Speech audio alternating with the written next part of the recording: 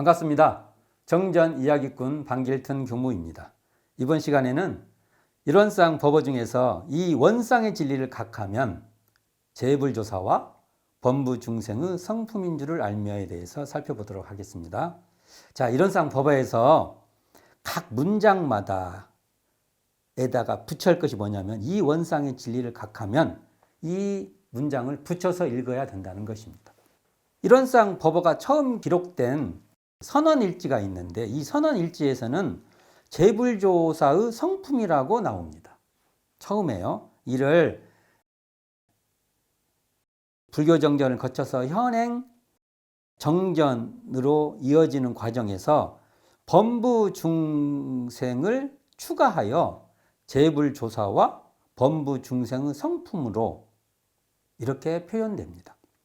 이는 일원상 서원문에서 재불조사 범부중생의 성품이라고 밝힌 일원상의 내역을 반영한 것이라고 볼 수 있는데 결국 이 말은 재불조사와 범부중생의 성품은 같은 한 자리라는 것입니다. 소태산 대종사는 원기 14년 남중리 길가에서 조송강 선진에게 일원상을 그려 보이시면서 성품자리를 일러주십니다. 중요하죠. 이 말이 일원상을 그려 보이시면서 성품자리를 일러주시는데 그래서 성품이라고 말을 할 때도 이 성품자리는 그대로 일원상 자리인 것입니다. 자, 어떻게 말씀하시냐면 유형무르 일분자로 된 하나의 군이야 사시와 변천을 따라 변함이 있으리라. 그러나 그 속에 잠거한 참말의 군은 억만무량계를 통하여 변하고 다함이 없나니 이 군을 알지 못하고 한정 있는 군, 존멸 있는 군만 안다면 군은 진정한 군을 잃었다 않을 수 없도다. 물 가운데 비친 달의 그림자를 보고 참달이라 일컫다가 물이 말라 없어질 때는 영영 달을 잃어버림과 같으리라. 그러나 허공에 뜬 그 달이야 물이 있으나 없으나 여여히 왕래하나니 유영한 군만 알아 참군이라 믿을 때에는 이에 지나지 않으리라 고 말씀하십니다.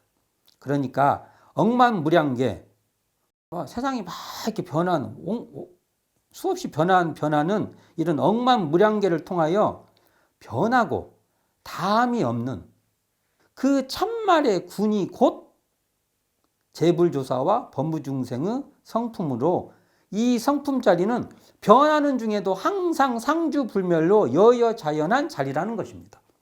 자, 소태산 대종사는 말씀하십니다. 한정 있는 군, 한정이 있어요. 이렇게 존멸, 생했다 멸했다는 이 존멸이 있는 군은 물에 비친 달에 비유하고요. 진정한 군은 허공에 뜬 달에 비유하여서 물에 비친 달 그림자가 아니라 물이 있으나 없으나 여여하게 왕래하는 허공에 뜬 달, 이 달을 가리켜서 성품을 바로 우리에게 알려주고 있는 것입니다.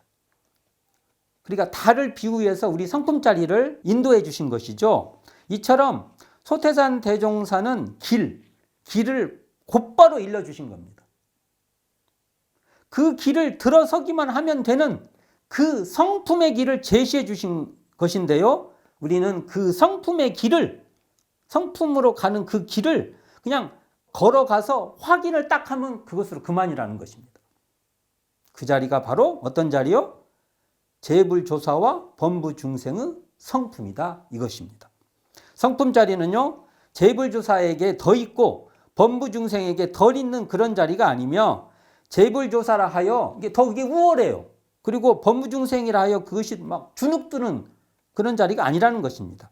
성품에 지급하여 그 자리를 확인만 하면 재불조사든 범부중생이든 성품 자리는 일원상 자리로 한 자리라는 겁니다. 같은 자리라는 겁니다. 불조요경 수심결 2장에서 말씀하십니다. 널리 일체 중생을 보니 모든 열애의 지혜와 덕상을 갖추어 있다라고 말씀하시고 또 이르시되 일체 중생의 가지가지 환하가 다 열애의 원강묘심에서 생한다라고 말씀하십니다. 그러니까 범부중생의 번뇌망상도 사실은 성품자리에 근거하고 있다는 것이에요. 이게요. 마치 빛이 있기에 밝음과 그림자가 있다는 것과 같다는 것입니다. 그림자는 가려진 빛이듯이 번뇌망상도 바로 성품의 어떤 다른 모습이라는 것입니다. 이처럼 번뇌 그림자에 가린다고 해도, 번뇌 그림자 이렇게 가린다고 해도 성품의 빛이 본래 있다는 것입니다. 이 지점을 우리가 직시해야 그 자리가 바로 재불조사와 범부중생의 성품 자리다. 이 자리를 직시할 수 있다는 것입니다. 불조여경 수심결 5장에서 어떠한 중이 귀종화상에게 무엇이 부처이오리까라고 물으니 내가 지금 믿지 아니할까 염려하노라. 중이 이르되 화상의 진실하신 말씀을 어찌 감히 믿지 아니하오리까. 대사 이르되 곧 내가 부처니라. 중이 이르되 어떻게 보림 공부를 하오리까. 대사 이르되 한 티끌이 눈에 있음에 허공꽃이 요란하게 떨어지나니라 하시니 그 중이 언하에 그게 깨닫게 되었다 라는 말씀이 나옵니다.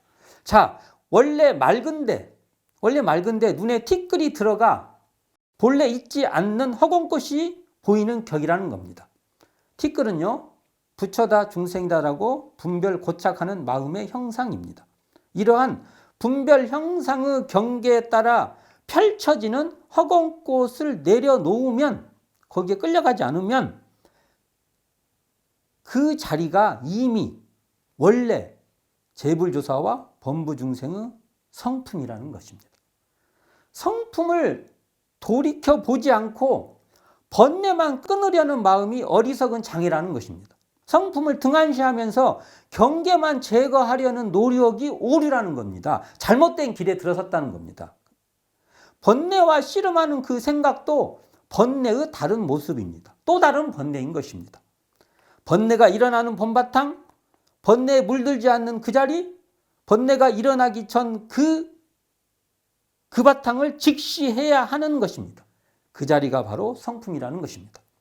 재불조사와 범부중생의 성품 자리는요, 오랜 시간 고행을 해야만 알 수 있는 자리라고 한다든지 무엇인가 특별한 수행을 해야만 이렇게 도달할 수 있는 자리라고 한다면 이러한 생각도 한 티끌의 망상이라는 겁니다. 이 한 티끌의 망상으로 공연한 허공꽃이 피어난다는 겁니다. 당장 이러한 생각만 내려놓고 그 망상이 나온 출처를 직시하는 겁니다. 돌이켜서 직시해 보는 겁니다. 그렇게 항상 드러나 있는 자리를 우리가 감지하는 겁니다. 그 자리가 재불조사와 범부중생의 성품인 줄인 줄만 확인하면 그것으로 그만인 것입니다. 자, 지금 강의를 견문각지, 즉 보고 듣고 알려고 하는 이 자리를 돌이켜 반조해 보시기 바랍니다. 반조해 보면요, 항상 뚜렷하게 드러나 있는, 그냥 항상 뚜렷하게 드러나 있어요. 그 텅 빈 자리가 바로 성품 자리입니다. 강의를 듣는 작용도, 강의를 보는 작용도 텅 빈 한 자리가 보고 듣고 있는 것입니다. 지금 강의를 듣고 있는 그 배경 자리가 마치 배경 같은 자리죠. 그 배경 자리가 바로 이론상 성품 자리이고, 지금 강의를 보고 있는 그 바탕 자리가 이론상 성품 자리인 것입니다. 이 자리는 사량으로 알려고 말고 관저로서 체득하라고 소태산 대종사께서는 우리에게 늘 당부하고 있습니다. 사량이란 생각에서 생각으로 생각을 굴리는 분별심이라면, 관조는 이렇게 분별 사량하는 생각을 내려놓고 그렇게 생각하는 생각의 방향을 돌이켜 알아차리고 있는 자리를 직시하는 것입니다. 반조하여 드러나는 자리가 성품 자리인데, 번뇌가 일어나면 일어나는 족족 번뇌인 줄 알아차리는 텅 빈 그 자리를 돌이켜 반조하는 것입니다. 이 자리가 바로 뚜렷하게 드러나 있는 텅 비어 고요한 성품 자리입니다. 그냥 원래 늘 드러나 있는 자리입니다. 잡념과 번뇌가 일어나는 것을 두려워하지 말고 그렇게 뚜렷하게 드러나 있는 텅 빈 마음 바탕을 자각하면 되는 겁니다. 이렇게 신령하게 비추고 있는 텅 빈 자리를 놓치는 것이 우리에게는 염려될 뿐인 것입니다. 강의를 보고 듣고 지각하는 이 자리를 반조하여 직시하면 드러나 있는 재불조사와 범부중생의 성품은요, 이런상 진리장에 근거하면 이런 자리입니다. 어떠한 자리? 대소유무의 분별이 없는 자리이면서 공정정지의 광명을 따라 대소유무의 분별이 나타나며, 또한 선악업보가 끊어진 자리이면서 공정정지의 광명을 따라 선악업보의 차별이 생겨나며, 또한 언어명상이 동공한 자리면서 공정정지의 광명을 따라 언어명상이 완연하며, 보고 듣고 지각하는 그 당처가 진공묘유의 조화로서 우주마주를 통하여 무시광겁에 은연자재하는 자리입니다. 이렇게 우리가 재불조사와 범부중생의 성품 자리를 주장할 수 있는 것입니다. 자각할 수 있다는 것이죠. 이렇게 성품은 누구에게나 주어져 있는 보물입니다. 그러나 그 보물을 누구나 누릴 수 있는 것은 아닙니다. 오로지 그 자리를 돌이켜 직시하는 공부로서 재불조사와 범부중생의 성품을 발견하여 사용하는 그러한 보물이라는 것입니다. 오늘은 이론상 법어 중에서 이 원상의 진리를 각하면 재불조사와 범부중생의 성품인 줄을 알며에 대해서 살펴보았습니다. 감사합니다. 지금까지 정전이야기꾼 방길튼 교무였습니다.